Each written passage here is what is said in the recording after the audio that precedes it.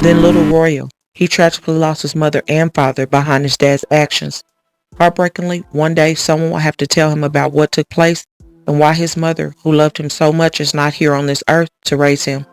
Shy's loved one said she will be remembered for her kind heart, unwavering determination, and the light she brought into the lives of all who knew and loved her. The narrator is a content creator that goes by the name of Keisha Investigates. Okay, she's another one of those liberal, feminist, so-called black women who repeat the same rhetoric, and it's meritless, it's baseless, in addressing the epidemic of black women losing their lives to what the system calls domestic violence. From what she presents in her narratives, Keisha believes a woman can divorce her husband and go open her legs to another man. All right, now on the surface, she says no one deserves to lose their life. All right, well, tell us something that we don't know. After you listen to the same content creators repeat the same stuff over and over again, you can hear how all of them sound retarded. Okay, and it's deliberate to dumb down the people because these platforms like Black Girl Unlost, Tony Two Times TV, True Crime, they monetize off this without bringing any solution to the epidemic of black women fatalities. Okay, and they all sound the same. Shy is most called the 22-year-old mother of one, was hardworking and goal-oriented, and knew exactly what she wanted in life. After graduating from Peach County High School in 2021, she continued her education at the Georgia Military Academy and Central Georgia Technical College, where she proudly earned her degree in nursing. The scriptures state in Numbers chapter 35, verse 31 through 33, "Moreover, you shall take no ransom for the life of a murderer who is guilty of death, but he shall surely be put to death. And you shall take no ransom for him who has fled to his city of refuge, that he may return to dwell in the land before the death of the priest." Okay, back then, if a man committed manslaughter, all right, the high priest had to pass away before he can return back to normal society. Talking about the man that committed manslaughter. All right. There were 6 cities of refuge that was established during the law of Moses. Okay, and if he committed manslaughter, he couldn't leave one of those cities. All right, he had to remain there to the death of the high priest. But let's continue. It says, "So you shall not pollute the land where you are, for blood defiles the land, and no atonement can be made for the land, for the blood that is shed on it, except by the blood of him who shed it." So what's the solution to the black women fatal epidemic? Well, in this fatality, the husband took her life and then he took his own life. So he escaped the judicial system, and these self-inflicted fatalities make up about 15% of the cases where the woman was fatally killed. Okay, if the judicial system was to make reforms to the death penalty according to Numbers chapter 35 and Leviticus chapter 20, perhaps this would increase self-inflicted fatalities in domestic violence cases to where the guilty person does so to evade justice. But the number of fatalities overall would decrease significantly if the murderer knows he will receive an immediate death sentence at the hand of the victim's nearest of kin. For example, when you watch the trials, okay, considering that they reformed the death penalty, if they reformed it, after the irrefutable evidence is presented, the trials are quick. They have a janitor nearby to clean up the remains of the murderer who was beaten to death by the Avengers of Blood, you know, the surviving relatives to the deceased victim. And after some time, everyone catches wind of what awaits a person who willfully takes the life of another person, whether it was in the heat of the moment or premeditated. And yes, that would include women putting men to death as well, if that person's loved one was a victim to that murderer. Okay. Police officers would put that man in cuffs.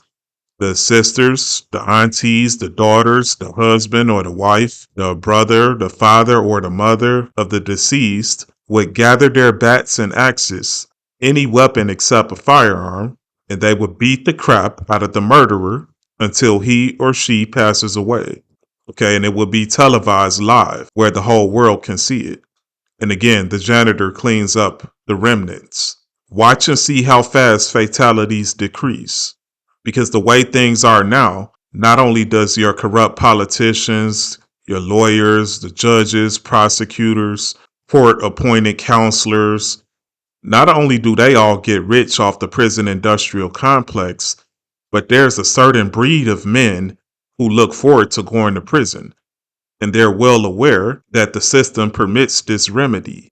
Okay. Now, studying the law of God, I'm aware that God had men put murderers to death so the demon spirits of murder don't transfer to others on the land and the land becomes infested with demons. Okay, he commanded adulterers to be put to death as well. But living here in Babylon, it's the woman's job to be chaste keepers at home. Get in the kitchen, make yourself desirable to a righteous man, and refrain from jumping on the next man's penis. Because even if the death penalty was reformed, evil spirits come back with several more wicked spirits to torment those men until they take their own life after removing you from this earth. Okay, that's the solution. Stop listening to these boneheaded liberal internet hustlers, these bozos. Okay, all they do is just keep repeating the same thing to an audience that's dumb enough to keep listening. Over the past few years, Shah had met and fell in love with a young man who looked to be headed in the right direction in life too. 25-year-old Marquedrick Walker, who went by Q, looked to be making his mark in the world, serving in the U.S. military. Over the course of multiple years, he would be deployed to multiple countries while serving in the Army and making his country proud. While dating, the two would take their relationship to the next level after Q presented her with a promise of forever and a lifetime in July of 2022. Love was in the air. Can you hear the dumb cliches? Love was in the air.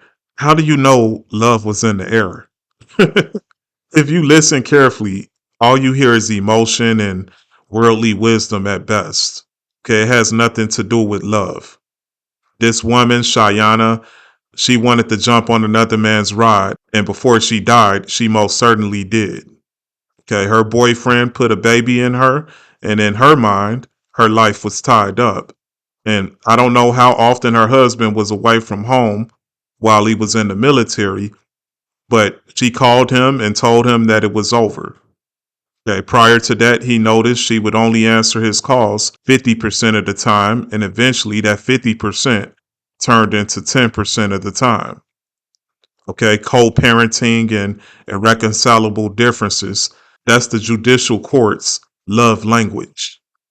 Okay, yeah, the love of money is the root of all kinds of evil. Remember, the mortician, he got to get paid too.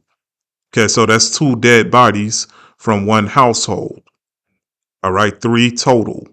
See, who are the people making the most money from this fatal epidemic?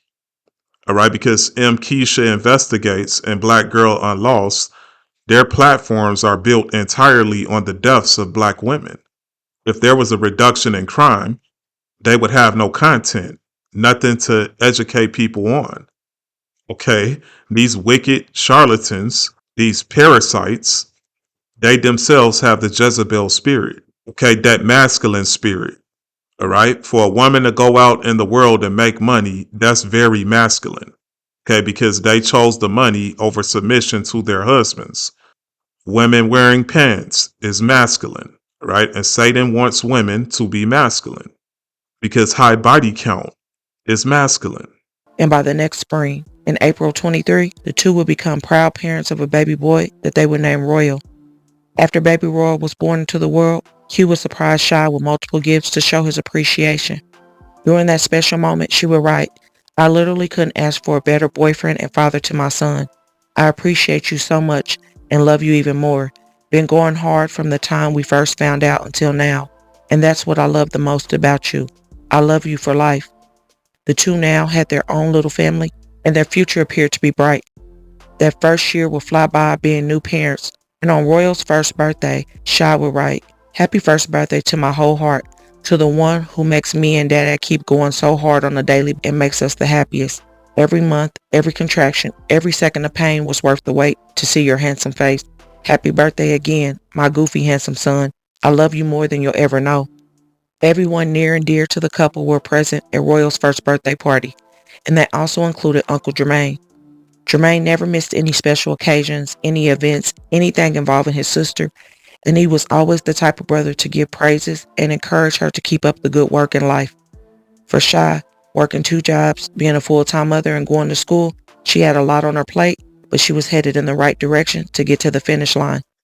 There go another one of them cliches. She was heading in the right direction to get to the finish line. What is the finish line? Okay, what does that look like? She was 22 years old. Okay, the finish line is she would have the right to sleep with as many men as she wants. Because that's what this modern liberal feminists are saying these days. Okay, her guy that she was with, okay, them demons started playing movies in his head of another man putting his lips on his woman, penetrating his woman. Okay, she's moaning, looking another man in his eyes while he's on top of her. And a lot of guys don't have the strength to deal with it. Okay, that's why you must be a spiritual man first and deal with the woman spiritually. Okay, her beauty can't move you. Okay, because the moment her beauty moves you, you're done. All right, women are very beautiful, but you're not supposed to let that knock you off your square. All right, when you care more about her soul than you do her body, if you marry this woman and she becomes your wife, you will be able to discern the demon spirit that's very aggressive and seeks to deceive the weaker vessel like he did Eve. Okay, and you make the demon pay the bill for the hurt that she caused you if she leaves. Okay, while she's there, you pray over your wife and tell her to stay off these social media apps. All right, spend time reading the Bible with her every day. If you watching the game, don't forget about her. Okay, the serpent is always talking to your woman first before another man gets in her ear. I'm going to repeat that. The serpent is always talking to your woman first before another man gets in her ear. Okay, don't let the demons play the movies in your head over and over again. That's what this brother did, and he was with a very beautiful woman. Make no mistake about it. Otherwise, the devil doesn't have as much leverage in the situation. Okay, these women be on social media making the duck lips, setting thirst traps with a purpose because they know what that means. Okay, when they set these thirst traps with a purpose where thousands of men can hit up their inbox, most of those men fall victim to the thirst trap and will never even see this woman in person. Okay, but when she told her boyfriend it was over, best believe the next dude was already hitting it. Okay, even if that's 1 out of 1,000 dudes. He just happened to be that one lucky guy kissing her in her mouth, putting meat inside this woman. Okay, Satan makes it where the sex is always good before he takes you out. Okay, women are never trying to just leave their man and be by themselves, especially at 22 in the wicked world that we live in. Okay, I call it the black woman fatal thirst trap epidemic. That was until one devastating day in August of 2025, when her life was tragically snatched from her after an alleged argument with her child's father. Q not only took her life, but allegedly took the life of her brother Jermaine before he would turn the gun on himself. We have new details tonight on a Warner Robins shooting that left 3 people dead this weekend. It happened early Saturday morning at a gated apartment complex near Watson Boulevard. As of today, investigators have officially labeled the case as a double homicide and suicide investigation. Police say a man killed 2 others, another man and a woman, then took his own life. Family members told 13 WMEZ that 2 victims are a brother and a sister. 22-year-old Cheyenne Lee and 24-year-old Jermaine Lee Jr. They say both were proud parents. Cheyenne, a mom to a 2-year-old son, and Jermaine, a father to 2 baby girls. While police pieced together what led up to the shooting, family members say the shooter was in a relationship with Cheyenne. When crimes like these take place and people have children, they need to understand they not only take that person's life away, but they ruin the kids' lives too. These kids won't grow up with their parents that brought them into the world, and sadly, for little 2-year-old Royal, his own father took that away from him, and that should not be the case.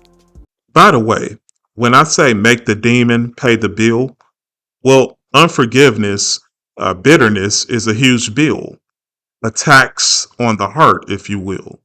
So you make the demon pay the bill by meditating on the word of God day and night and using the scriptures in your prayers to torment the demons in Jesus' name and breaking those ungodly soul ties. Okay, because that's what strengthens the demon, right? Because that spirit of jealousy is out in the earth, sealing fates for keeps. Okay. This is the stuff that we need to talk about, guys, and stop listening to these clowns who have nothing to offer to help you in these dilemmas. That's all I got for this video. Let me know your thoughts in the comments and enjoy the rest of your day. Thank you.